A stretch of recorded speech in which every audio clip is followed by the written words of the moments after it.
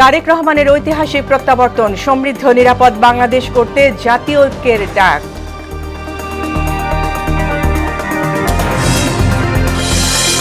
তারেক রহমানের আগমনে সর্বস্তরের মানুষের বাঁধ ভাঙা উচ্ছ্বাস, রাজনৈতিক শূন্যতা পূরণের মাধ্যমে বৈষম্যহীন বাংলাদেশ গড়ার প্রত্যয়।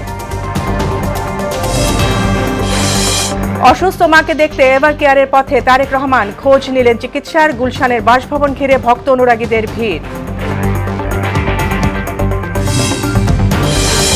এবং খ্রিস্টান সম্প্রদায়ের সবচেয়ে বড় ধর্মীয় উৎসব শুভ বড়দিন আজ। বাংলাদেশ সহ বিশ্বজুড়ে নানা আয়োজন, বিশ্ব শান্তি কামনায় গির্জায় গির্জায় প্রার্থনা।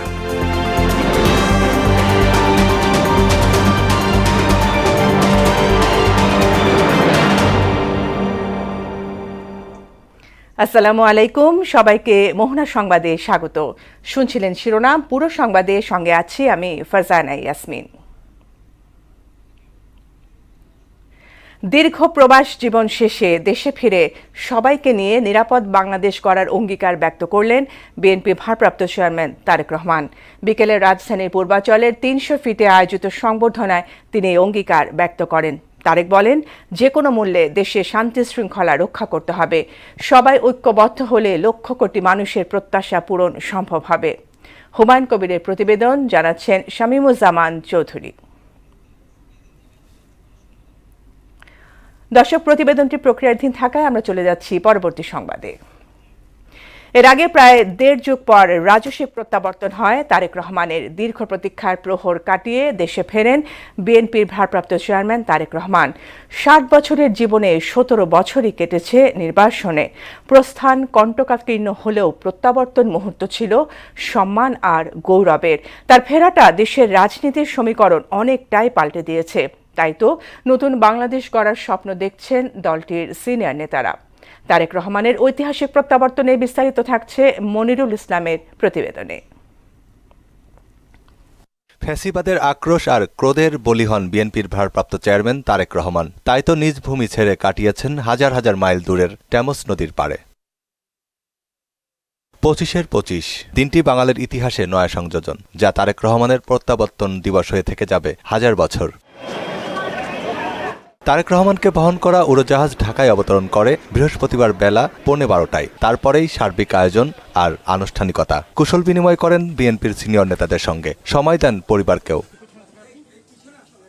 ৬,৩১৪ দিন পর ছুঁয়ে দেখলেন সোনার বাংলার মাটি। নাক টেনে গন্ধ নিলেন বাংলার প্রকৃতির। তাই তো এত উচ্ছ্বাস, এত ভালো লাগা, এত আবেদন। বিএনপির মিডিয়া সেলের আহ্বায়ক ওয়াদুদ আবেদিন বললেন, তারেক রহমানের প্রত্যাবর্তনের মধ্য দিয়ে ঐক্যমত্য প্রতিষ্ঠিত হবে। আগামী দিনের একটা প্রত্যাশার বাংলাদেশ বিনির্মাণের যে স্বপ্ন আমরা সবাই দেখি, সেটিকে সফল করার জন্য তিনি সবার সহযোগিতা চাইবেন। তারেক রহমানের প্রত্যাবর্তনে বিমানবন্দর এলাকা ছিল কড়া নিরাপত্তা বেষ্টনীতে। র্যাব, পুলিশ, সেনাবাহিনী সহ আইনশৃঙ্খলা বাহিনীর তৎপরতাও ছিল নজিরবিহীন। বিএনপির স্থায়ী কমিটির সদস্য ছালাউদ্দিন আহমেদ মনে করেন, দেশের রাজনীতির আকাশ থেকে কালো মেঘ কাটিয়ে নতুন আলো ফেরাতে পারবেন তারেক রহমান। ইনশাআল্লাহ আমরা আশা করি এই মুহূর্তটিকে আমরা ঐতিহাসিক মুহূর্ত হিসেবে পালন করতে পারব। অবরুদ্ধ গণতন্ত্র অবমুক্ত হয়েছে। আমরা সেই রকম একটি আবহে আজকে একত্রিত হব। বাংলাদেশের এই মুহূর্তটি অবশ্যই অবিস্মরণীয়। বিশ্বের যারা গণতান্ত্রিক লড়াই সংগ্রাম করেছে তাদের জন্য এটা একটি উপমা হবে। গণতন্ত্র ফিরিয়ে সোনার বাংলা বিনির্মাণে গণমানুষের আস্থার প্রতীক হয়ে উঠবেন তারেক রহমান, এমন প্রত্যাশাও করেন তিনি।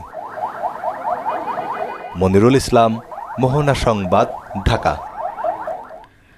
দর্শক, আমরা ফিরে যাচ্ছি শামীমুজ্জামান চৌধুরীর রিপোর্টে। যতটা বলছিলাম, দীর্ঘ প্রবাস জীবন শেষে দেশে ফিরে সবাইকে নিয়ে নিরাপদ বাংলাদেশ গড়ার অঙ্গীকার ব্যক্ত করলেন বিএনপি ভারপ্রাপ্ত চেয়ারম্যান তারেক রহমান। বিকেলে রাজধানীর পূর্বাচলের ৩০০ ফিটে আয়োজিত সংবর্ধনায় তিনি অঙ্গীকার ব্যক্ত করেন। তারেক বলেন, যে কোনো মূল্যে দেশে শান্তি শৃঙ্খলা রক্ষা করতে হবে। সবাই ঐক্যবদ্ধ হলে লক্ষ কোটি মানুষের প্রত্যাশা পূরণ সম্ভব হবে। হুমায়ুন কবিরের প্রতিবেদনে জানাচ্ছেন শামীমুজ্জামান চৌধুরী। বিকেল ৩:৫০ তারেক রহমান যখন পূর্বাচলের ৩০০ ফিটের অনুষ্ঠান মঞ্চে ওঠেন, তখন লাখো জনতা তীর্থের কাকের মতো চেয়ে আছে প্রিয় নেতাকে এক নজর দেখার জন্য। এ সময় হাত নেড়ে লাখো জনতার অভিবাদন গ্রহণ করেন তিনি। সংবর্ধনা স্থল পরিণত হয় জনসমুদ্রে। 17 বছর পর দেশের মাটিতে জনসমাবেশে বিএনপির ভারপ্রাপ্ত চেয়ারম্যান বলেন, এই দেশে মুসলিম, হিন্দু, বৌদ্ধ, খ্রিস্টান সব বিশ্বাসের মানুষ আছে। সবার জন্যই নিরাপদ দেশ গড়ে তোলা হবে। সবাই ঐক্যবদ্ধ হলে দেশের মানুষের প্রত্যাশা পূরণ সম্ভব বলেও মত দেন তিনি। আন্দোলনে যারা শহীদ হয়েছেন, ওসমান হাদি সহ ৭১ যারা শহীদ হয়েছেন, বিগত স্বৈরাচারের সময় বিভিন্নভাবে সংঘর্ষের শিকার হয়েছেন, এই মানুষগুলোর রক্তের ঋণ যদি শোধ করতে হয়, আসুন আমরা আমাদের সেই প্রত্যাশিত বাংলাদেশ গড়ে তুলব, যেখানে আমরা সকলে মিলে কাজ করব। আধিপত্যবাদী শক্তির গুপ্তচরেরা এখনও ষড়যন্ত্রে লিপ্ত উল্লেখ করে সবাইকে ধৈর্যশীল হওয়ার আহ্বান জানান বিএনপির ভারপ্রাপ্ত চেয়ারম্যান। আজকে আমরা আল্লাহর দরবারে দোয়া করি, আল্লাহর রহমত আমরা চাই। যে সকল জাতীয় নেতৃত্ব এই মঞ্চে আছেন, মঞ্চের বাইরে যে সকল জাতীয় আরো নেতৃত্ব আছেন, আমরা সকলে মিলে এই দেশকে নেতৃত্ব দিয়ে আমাদের বাংলাদেশের জনগণের প্রত্যাশিত যে বাংলাদেশকে আমরা গড়ে তুলতে চাই। আমাদেরকে যে কোনো মূল্যে আমাদেরকে এই দেশের শান্তি শৃঙ্খলা রক্ষা করতে হবে। শরীফ ওসমান হাদি সহ স্বৈরাচারের সময়ে গুম খুনের শিকারদের ঋণ শোধ করতে কাঙ্ক্ষিত বাংলাদেশ গড়ে তোলার প্রত্যয় জানান তিনি। কঠোর পরিশ্রম করার মাধ্যমে আমাদের প্রত্যাশিত বাংলাদেশকে গড়ে তুলতে পারবো। এ সময় মার্টিন লুথার কিং এর অমর বাণীর সঙ্গে সুর মিলিয়ে আই হ্যাভ এ প্ল্যান নামে নিজের আকাঙ্ক্ষার কথাও পুনর্ব্যক্ত করেন তারেক রহমান।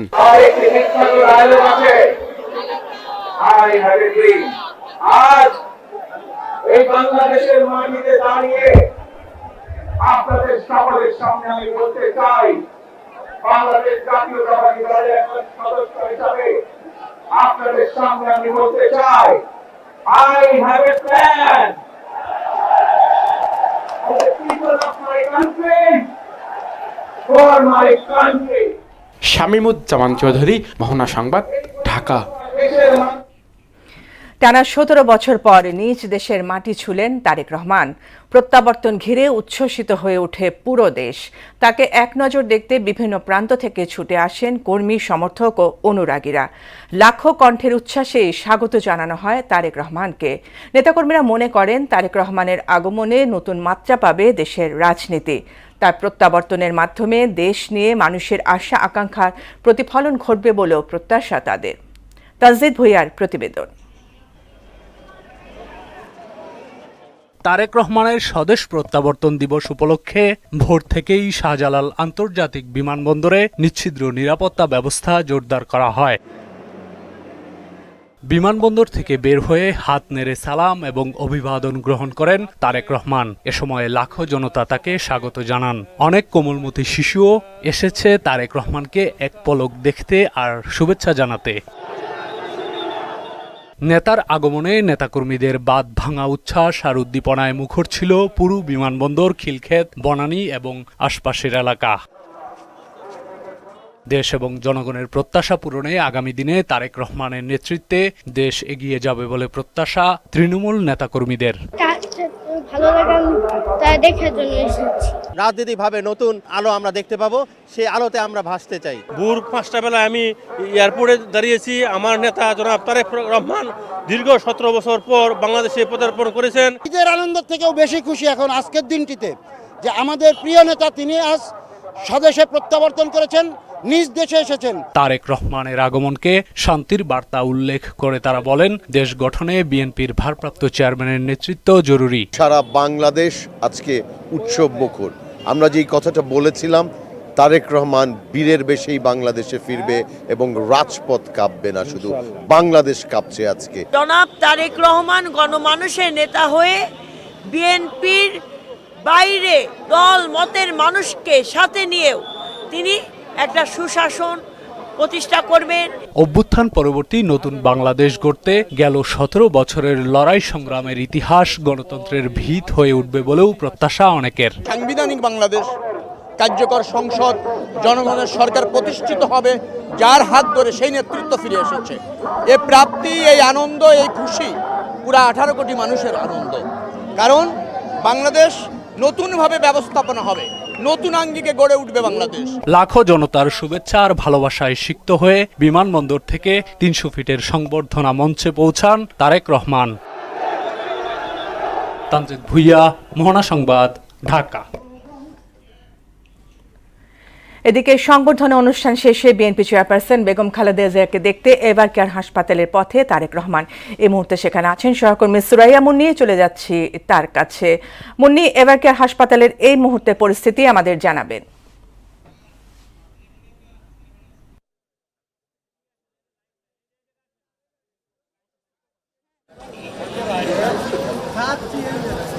রেডি? আমি আছি রাজধানী এভার কেয়ার হাসপাতালের এখানে। তো আপনি হয়তো জেনে থাকবেন যে তারেক রহমান ইতিমধ্যে তার মমতাময়ী মাকে দেখার জন্য এভার কেয়ার হাসপাতালে রওনা দিয়েছেন এবং আমি আপনাকে দেখাতে চাচ্ছি যে এখানে কয়েক হাজার মানুষ এখানে সমবেত হয়েছেন। তারা এক নজর তারেক রহমানকে দেখার জন্য আকুল হয়ে অপেক্ষা করছেন এবং অনেক দীর্ঘ প্রতীক্ষার প্রহর তাদের শেষ হচ্ছে না এবং তারা, আপনি হয়তো জেনে থাকবেন, সেই সকাল থেকে প্রচণ্ড শীত, ঝিরিঝিরি বাতাস, এগুলো উপেক্ষা করে তারা এখানে এখনো পর্যন্ত আছেন। যত সময় বাড়ছে তত আরও মানুষ জড়ো হচ্ছেন এখানে এবং তারা যে যার পজিশন মতো দাঁড়িয়ে আছেন শুধুমাত্র এক নজর তারেক রহমানকে দেখার জন্য। এবং কিছুক্ষণ আগে আমি কয়েকজন কর্মীর সাথে কথা বলেছি, তারা জানিয়েছেন যে বাংলাদেশের বিভিন্ন দূর দূরান্ত থেকে বাস ভাড়া করে তারা এসেছেন। কেউ এসেছেন সিলেট, চট্টগ্রাম এবং হাতিয়া এইসব এলাকা থেকেও তারা এসেছেন এবং তারা এখনো পর্যন্ত অপেক্ষায় আছেন। আপনাকে আমি দেখাতে চাচ্ছি যে কি পরিমাণ অপেক্ষা করছেন এবং অনেকে দেখা যাচ্ছে যে ভিডিও করছেন। তো আর কিছুক্ষণের মধ্যে সেই মহাসন্ধিক্ষণ আসবে যে তারেক রহমান তার মমতাময়ী মাকে দেখার জন্য, বেগম খালেদা জিয়াকে দেখার জন্য এভার কেয়ার হাসপাতালে ঢুকবেন। এবং আপনাকে আমি আরেকটি জানিয়ে রাখি, কিছুক্ষণ আগে কিন্তু জুবাইদা রহমান ঢুকেছেন বেগম খালেদা জিয়াকে দেখার জন্য। তো আরেকটু জানেন যে খালেদা জিয়ার শারীরিক পরিস্থিতি এখন স্থিতিশীল। তো এই পরিস্থিতির মধ্যে জনসাধারণ যারা বাইরে দাঁড়িয়ে আছেন তারা একযোগে খালেদা জিয়ার শারীরিক সুস্থতা কামনা করছেন এবং একই সঙ্গে তারা অপেক্ষা করছেন যে কখন সেই মহেন্দ্রক্ষণ আসবে এবং আর কিছুক্ষণের মধ্যে হয়তো বা আর 5 থেকে 6 মিনিট বা 7 মিনিটের মধ্যে হয়তো উনি তার গাড়ি বহন নিয়ে এখানে এসে পড়বেন এভার কেয়ার হাসপাতালে এবং এতদিন পরে হয়তো মাকে উনি দেখবেন। তো আমরা যতটুকু জানতে পেরেছিলাম যে 6:10 মধ্যে উনি এসে পড়বেন। তো এটুকু জানতে পেরেছি যে উনি রওনা দিয়েছেন আর হয়তো আর কিছুক্ষণের মধ্যে এসে পড়বেন। তো আর কিছুক্ষণ পরে হয়তো এখানকার জনগণ যারা আছেন তাদের অনেক অপেক্ষার প্রহর শেষ হবে এবং তারা সেই অপেক্ষা শেষ করার জন্য তারা এখন অপেক্ষা আছেন। একই সঙ্গে এখানে আইন শৃঙ্খলা পরিস্থিতিও কিন্তু যথেষ্ট সচেতন, যথেষ্ট ভালো একটা পজিশনে আছে। তো এই ছিল আমার কাছে এভার কেয়ার হাসপাতাল থেকে সর্বশেষ। আমরা পরবর্তীতে আবার আপনার সাথে সংযুক্ত হব। মুন্নি, আপনাকে ধন্যবাদ। তারেক রহমানের জন্য বাসভবন ও দলীয় অফিস প্রস্তুত করেছে বিএনপি। এভার কেয়ার হাসপাতাল থেকে গুলশান এভিনিউয়ের 196 নম্বর বাসায় উঠবেন তিনি। সেখানকার সবশেষ খবর জানাতে যুক্ত হচ্ছেন সহকর্মী মুদাসসির আলী। মুদাসসির, গুলশানের বাসভবনের চিত্র কেমন দেখছেন?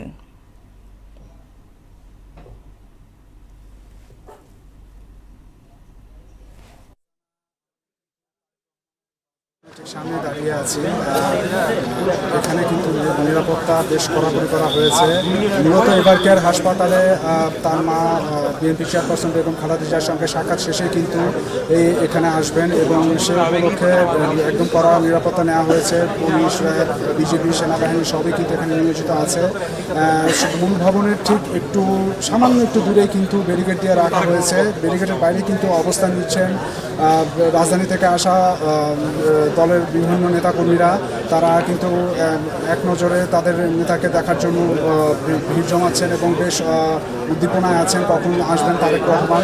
এবং তারেক রহমান যখন আসবেন সঙ্গে কিন্তু তার স্ত্রী এবং কন্যাও থাকবে এবং এই যে নেতাকর্মীদের যে ভিড় সেই ভিড়ের জন্য কোনো ধরনের বিশৃঙ্খলা না হয় সেজন্য কিন্তু সজাগ অবস্থানে আছেন এখানে নিরাপত্তা নিয়োজিত আইনশৃঙ্খলা বাহিনী এবং সময় যতই ঘুরে আসছেন তারা কিন্তু বেশ সজাগ অবস্থানে আছেন। এখানে কিন্তু সড়কে যান চলাচল একেবারেই নিষিদ্ধ করা হয়েছে, এর পাশাপাশি জনসাধারণের চলাচলেও কিন্তু বেশ সীমিত করা হয়েছে। যাকে তাকে কিন্তু প্রবেশাধিকার দেওয়া হচ্ছে না এবং যাদেরকে দেওয়া হচ্ছে তাদেরকে বেশ তল্লাশি করে কিন্তু এখানে দেওয়া হচ্ছে। সাম্প্রতিক রাজনৈতিক যে পরিস্থিতি আপনি জানেন সেই রাজনৈতিক পরিস্থিতির কারণে কিন্তু এখানে নিরাপত্তাতে আরও বাড়ানো হয়েছে। তবে আইনশৃঙ্খলা বাহিনীর এখানে নিয়োজিত তাদের সঙ্গে যে কথাগুলো যতটুকু জানতে পেরেছি যে নিরাপত্তার যে সার্বিক যে এখনকার যে পরিস্থিতি সেটি যে সবসময় এরকম থাকবে সেরকম নাও হতে পারে। তবে তার বাসভবনে মূল যে বাসভবন সেখানে নিরাপত্তার কোনো কমতি থাকবে না। তবে সড়কে যান চলাচল কেমন থাকবে, আদৌ থাকবে কিনা কিংবা সীমিত থাকবে কিনা সে বিষয়ে কিন্তু পরবর্তীতে তাদেরকে নির্দেশনা দেওয়া হবে। বিশেষ করে তারেক রহমান তার পুরো পরিবার নিয়ে এখানে আসার পর যখন স্থিতিশীল একটা অবস্থা হবে ঠিক তখনই কিন্তু এই বিষয়ে একটি সার্বিক নির্দেশনা আসবে। তারা যেমনটা জানিয়েছেন, যদিও এই বিষয়ে ক্যামেরায় কোনো কথা বলতে তারা রাজি হননি, তারা কিন্তু আমাকে এদিকে জানিয়েছেন। এদিকে কিন্তু ব্যারিকেডের বাইরে থাকা নেতাকর্মীরা বেশ উৎসুক অবস্থায় আছেন, তারা বেশ উৎফুল্ল অবস্থায় আছেন। মূলত তারেক রহমান তাদের সঙ্গে এক নজর তারা দেখতে পারবেন, এর পাশাপাশি তাদেরকে অভ্যর্থনা জানানোর জন্য কিন্তু তারা বেশ ভিড় জমিয়েছেন। তো সব কিছু মিলেই কিন্তু এখানে নিরাপত্তার কোনো কমতি নেই এবং এই নিরাপত্তা বেষ্টনীর বাইরে যে নেতাকর্মীরা আছেন তারাও কিন্তু বেশ আনন্দ উৎফুল্ল অবস্থায় আছেন এবং তারাও অধীর আগ্রহে আছেন এবং সময় যত ঘনিয়ে আসে তারাও যেমন এক ধরনের আগ্রহের সঙ্গে তারা আছেন, অবস্থানে আছেন, তেমনি নিরাপত্তায় নিয়োজিত কিন্তু আইনশৃঙ্খলা বাহিনীরও কিন্তু বেশ সজাগ অবস্থানে আছে। তো এই গুলশানের তারেক রহমানের বাসভবন থেকে পাওয়া ছিল এই আমার কাছে পাওয়া তথ্য। ফারজানা। মুদাসসির, আপনাকে ধন্যবাদ। তারেক রহমানের ঐতিহাসিক প্রত্যাবর্তনের মধ্য দিয়ে বিএনপিতে নতুন করে পথ চলার সংকল্প তৈরি হয়েছে। এ বিষয়ে আলোচনার জন্য স্টুডিওতে আমাদের সঙ্গে যোগ দিয়েছেন মোহনা টেলিভিশনের যুগ্ম বার্তা সম্পাদক রেজা খান। রেজা, আপনাকে স্টুডিওতে স্বাগত। যেমনটা আমরা বলছিলাম, দীর্ঘ 17 বছরের প্রতীক্ষার অবসান ঘটল, তারেক রহমান দেশে ফিরলেন। একে কেন্দ্র করে আগামী রাজনীতি এবং পরবর্তীতে নির্বাচনের গতিপথ কেমন দেখছেন? এটা বহুল প্রত্যাশিত। আপনাকে ধন্যবাদ। আজকে আসলে বহুল প্রত্যাশিত একটি দিন।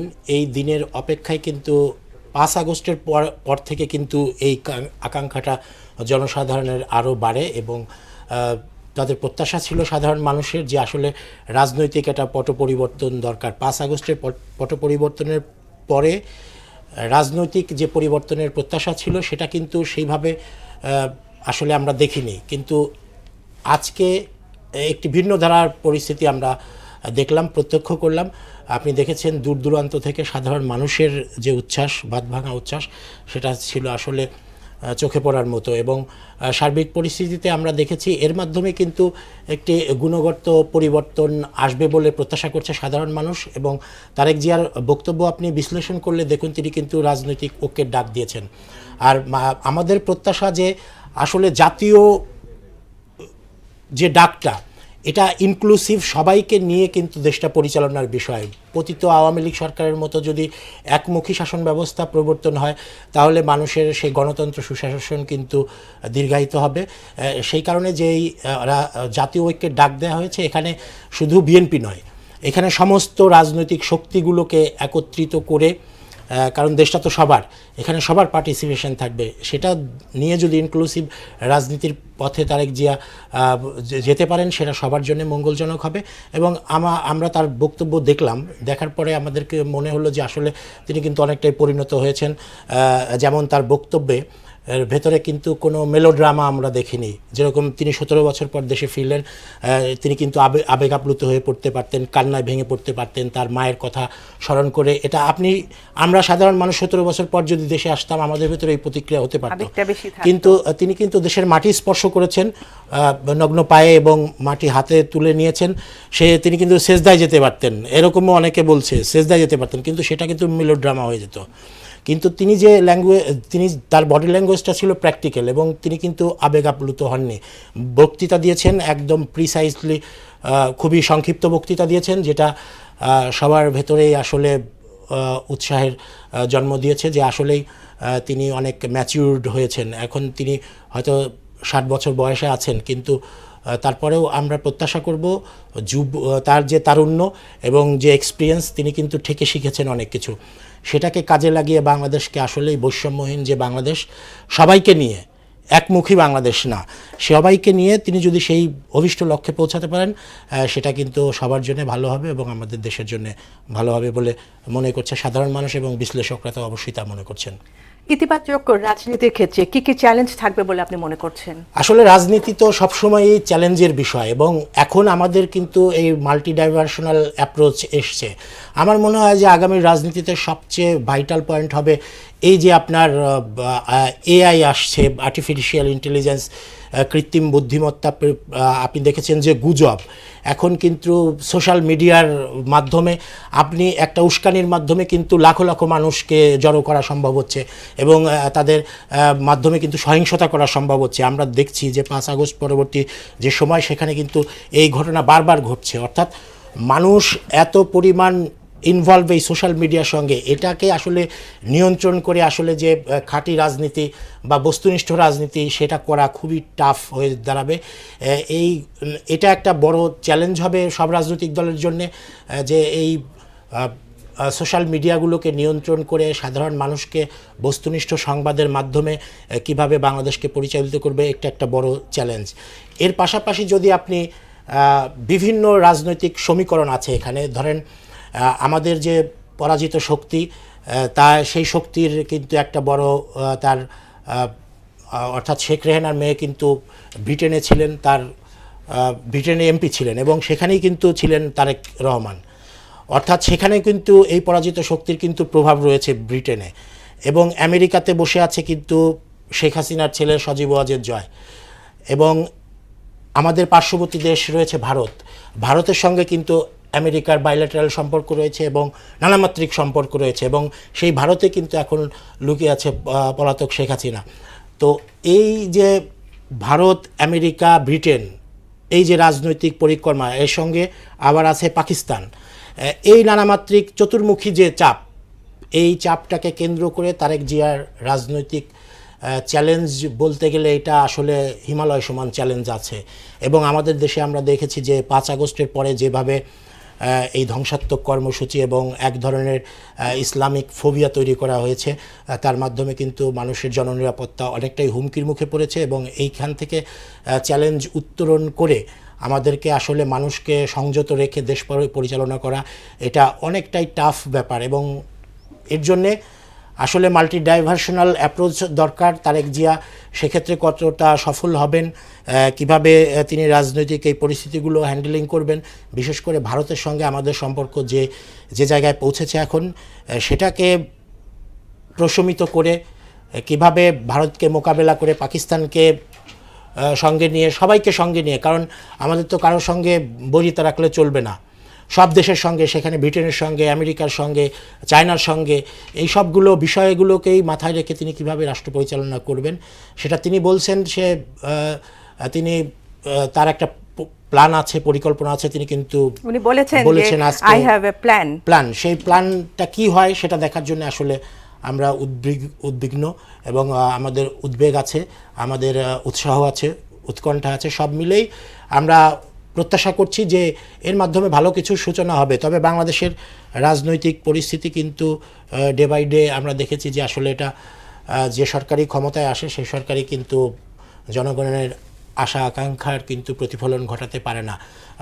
আমরা গত 1.5 বছর দেখলাম যে তত্ত্বাবধায়ক সরকারকে যে উদ্দেশ্যে, অন্তর্বর্তী সরকারকে যে উদ্দেশ্যে মানুষ প্রত্যাশা করেছিল, সেখান থেকে কিন্তু জনপ্রত্যাশা কতটুকু পূরণ হয়েছে সেটা কিন্তু বিবেচনার বিষয়। তারা কতটুকু পূরণ করতে পেরেছেন, বিগত সরকারকেও আমরা দেখেছি, তার আগে এরশাদ সরকারকেও দেখেছে মানুষ। সব মিলে যদি তারেক রহমান বা বিএনপি তাদের হাতে ক্ষমতা অর্পণ করে, মানুষ তাদের উপর আস্থা রাখে, তখন দেখা যাবে যে তার জন্য আমাদেরকে অপেক্ষা করতে হবে আসলে কোন দিকে যাবে। সেই সাথে আমরাও সুন্দর একটি রাজনৈতিক ভবিষ্যতের অপেক্ষায়। রেজা খান, আপনাকে অসংখ্য ধন্যবাদ আমাদের সাথে স্টুডিওতে যোগ দেওয়ার জন্য। আপনাকে অসংখ্য ধন্যবাদ। তারেক রহমানের সংবর্ধনা শেষে ঢাকা চট্টগ্রাম মহাসড়ক দিয়ে ফিরতে শুরু করেছে মানুষ। সেখানকার সবশেষ অবস্থা জানাতে এই মুহূর্তে যুক্ত হচ্ছেন সহকর্মী আজমির ইসলাম। কথা বলছি তার সাথে। আজমির, লাখো মানুষের ঘরে ফেরা নির্বিঘ্ন করতে আইন শৃঙ্খলা বাহিনীর ভূমিকা সহ সার্বিক কি অবস্থা দেখছেন?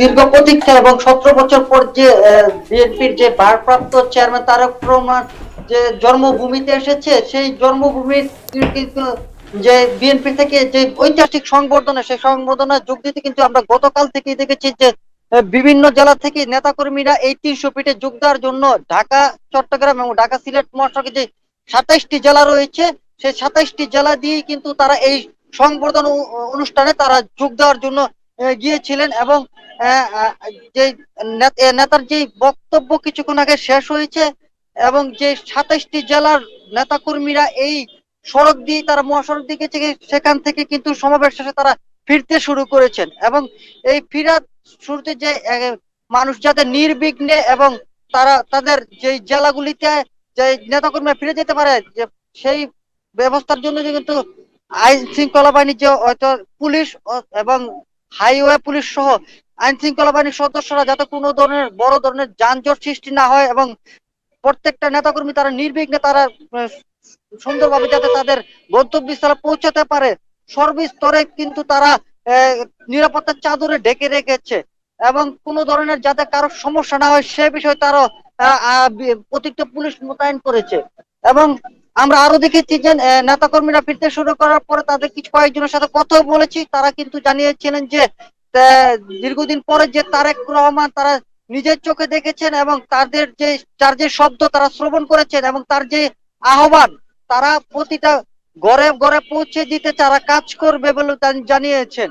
এবং সর্বশেষ বলতে পারি যে আইন শৃঙ্খলা বাহিনীর সদস্যরা যে তারা নির্বিঘ্নে যারা যে কাজ করেছেন, আশা করছেন যে কোনো ধরনের বড় ধরনের যানজট সৃষ্টি হবে না, কারণ আজকে বড়দিন উপলক্ষে এমনি মহাসড়কগুলিতে যানবাহন কম চলাচল ছিল এবং যাত্রীরা সেরকম দেখা যায় না, তবে সর্বস্তরে তারা নিরাপত্তা দিয়ে রেখেছেন যাতে কোনো ধরনের। আজমির, আপনাকে ধন্যবাদ। দর্শক, সংবর্ধনা শেষে লাখো জনতা বাড়ি ফিরতে শুরু করেছে। সেই খবর জানাতে এই মুহূর্তে ঢাকা ময়মনসিংহ রোডে আছেন সহকর্মী তারিকুল জুয়েল। কথা বলছি তার সাথে। জুয়েল, এই মুহূর্তে পরিস্থিতি কেমন দেখছেন?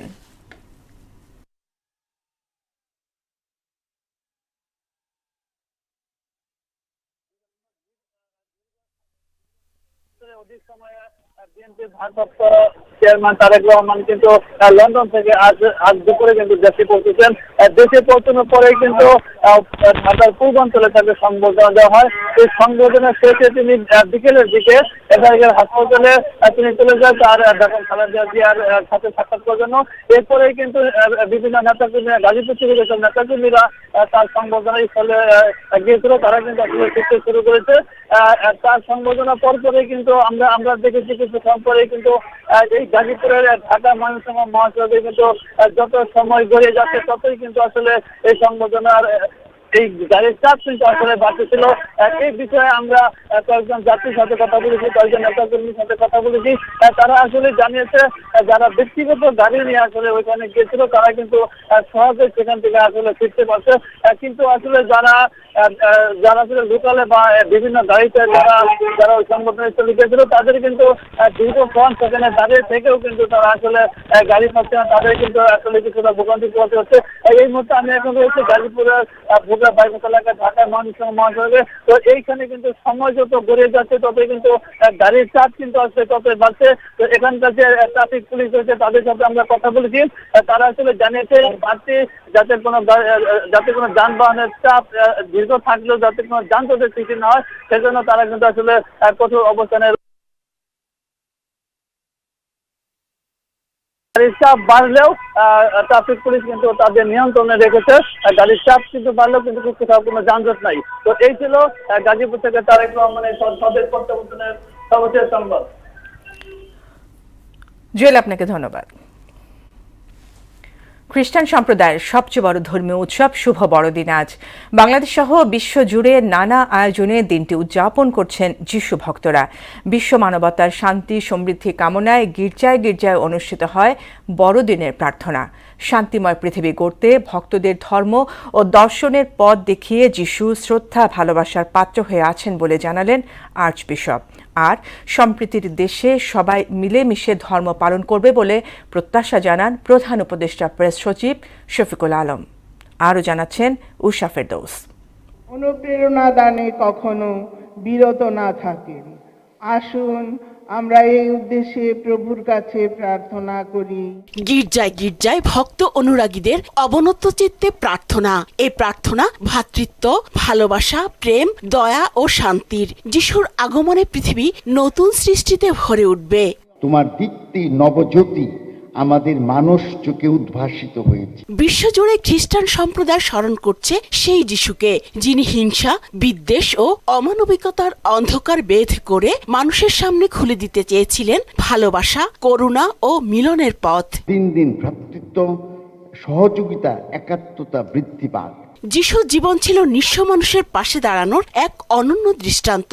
তিনি আশাহীনদের মনে জাগিয়েছেন আশা, ক্লান্ত ও বিধ্বস্ত মানুষকে দিয়েছেন ঘুরে দাঁড়ানোর সাহস। যিশু আমাদের জন্য শান্তির বাণী নিয়ে আসছেন, যেন আমরা আগামী দিনে সুন্দর মতো নিজেদের জীবনকে সুন্দর করে তুলতে পারি, সবাই মাঝে শান্তি ছড়িয়ে দিতে পারি, বিশ্বে যেন শান্তি বয়ে নিয়ে আসতে পারে সেই প্রার্থনা করি। যিশু যে মানবিক আদর্শের বাণী রেখে গেছেন তা কোনো নির্দিষ্ট ধর্ম বা জাতির জন্য সীমাবদ্ধ নয়। যুদ্ধ, প্রতিহিংসা ও প্রতিশোধের বিপরীতে তিনি উচ্চারণ করেছিলেন ক্ষমার ভাষা। পৃথিবীতে কত অশান্তি, কত ঝগড়াঝাটি, মারামারি, নির্যাতন, যুদ্ধ, এমনকি যিশু যেখানে জন্মগ্রহণ করেছিলেন সেই এলাকাতে গাজাতে শিশুরা নির্বিচারে মৃত্যুবরণ করছে, তাদেরকে মেরে ফেলা হচ্ছে এবং কত মানুষ কষ্ট পাচ্ছে। ইউক্রেনের যুদ্ধ। তাই প্রভু যীশু খ্রিস্ট এ ধরাতে এসেছিলেন শান্তির আজ হিসেবে। আর সম্প্রীতির দেশের সবাই মিলেমিশে ধর্ম পালন করবে এমন প্রত্যাশা জানান প্রধান উপদেষ্টার প্রেস সচিব। বাংলাদেশের একটা সাম্প্রদায়িক সম্প্রীতির দেশ। আমরা চাই যে সমস্ত সম্প্রদায়, সেটা ক্ষুদ্র হোক বড় হোক, যে ধর্মের হোক, সবচেয়ে আনন্দ চিত্তে যাতে পালন করতে পারে। উষা ফেরদৌস, মোহনা সংবাদ, ঢাকা। আগামী কয়েকদিনে শীতের তীব্রতা আরও বেশি অনুভূত হতে পারে বলে জানিয়েছে আবহাওয়া অধিদপ্তর। রাত থেকে সকাল পর্যন্ত দেশের বিভিন্ন অঞ্চলে হালকা থেকে মাঝারি কুয়াশা থাকার কারণে শীতের তীব্রতা বাড়বে। বৃষ্টি হলেই কেবল কাটবে এই কুয়াশা, যদিও এখনই বৃষ্টির কোনো পূর্বাভাস দেয়নি আবহাওয়া অফিস। গত 24 ঘন্টায় দেশের সর্বোচ্চ তাপমাত্রা ছিল টেকনাফে 29.8 ডিগ্রি সেলসিয়াস এবং সর্বনিম্ন তাপমাত্রা ছিল রাজশাহীতে 10.2 ডিগ্রি সেলসিয়াস। আজকে ঢাকার তাপমাত্রা 14 ডিগ্রি, যা এবছরে সর্বনিম্ন তাপমাত্রা। দেশের উত্তরাঞ্চলে শীতের তীব্রতাটা কিন্তু অনেক বেশি দক্ষিণাঞ্চলের তুলনায়। এর কারণ হচ্ছে কি, অঞ্চলগুলোতে কিন্তু কুয়াশারই একটা বেশি এবং দেখা যাচ্ছে শেষ রাত থেকে সকাল পর্যন্ত, কোথাও দুপুর পর্যন্ত কিন্তু কুয়াশা বিরাজ করছে এবং কুয়াশার জন্য কিন্তু দিনের তাপমাত্রা কমে আসছে এবং শীতের তীব্রতাটা বেশি অনুভূত হচ্ছে। কিন্তু বর্তমানে কিন্তু দেশের কোথাও কিন্তু শৈত্যপ্রবাহ নেই, তারপরে কিন্তু আমরা কিন্তু তীব্র শীত অনুভূত করছি শুধুমাত্র দিনের তাপমাত্রা কম থাকার জন্য। খেলার খবর, ক্রিকেট। সব জল্পনা কল্পনার অবসান ঘটিয়ে কাল মাঠে গড়াচ্ছে Bangladesh premier league BPL. Sylhet আন্তর্জাতিক স্টেডিয়ামে বেলা 3টায় উদ্বোধনী ম্যাচে স্বাগতিক সিলেট টাইটান্সের মুখোমুখি হবে রাজশাহী ওয়ারিয়র্স। আর দিনের দ্বিতীয় ম্যাচে সন্ধ্যা 7:45 চট্টগ্রাম রয়্যালসের বিপক্ষে লড়বে নোয়াখালী এক্সপ্রেস। প্রথম পর্বে মোট 24টি ম্যাচ অনুষ্ঠিত হবে সিলেট আন্তর্জাতিক স্টেডিয়ামে, যা শেষ হবে 2রা জানুয়ারি। সিলেট পর্ব শেষে বন্দরনগরী চট্টগ্রামে স্থানান্তরিত হবে। এছাড়া ফাইনাল 23শে জানুয়ারি ঢাকায় অনুষ্ঠিত হবে। শেষ করব মোহনা সংবাদ, যাবার আগে শিরোনামগুলো আরও একবার।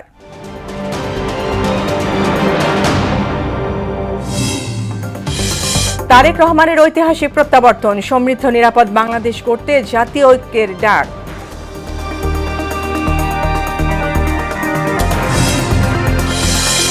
তারেক রহমানের আগমনে সর্বস্তরের মানুষের বাঁধ ভাঙা উচ্ছ্বাস, রাজনৈতিক শূন্যতা পূরণের মাধ্যমে বৈষম্যহীন বাংলাদেশ গড়ার প্রত্যয়। অসুস্থ মাকে দেখতে এবার কেয়ারে তারেক রহমান, খোঁজ নিলেন চিকিৎসার। গুলশানের বাসভবন ঘিরে ভক্ত অনুরাগীদের ভিড়।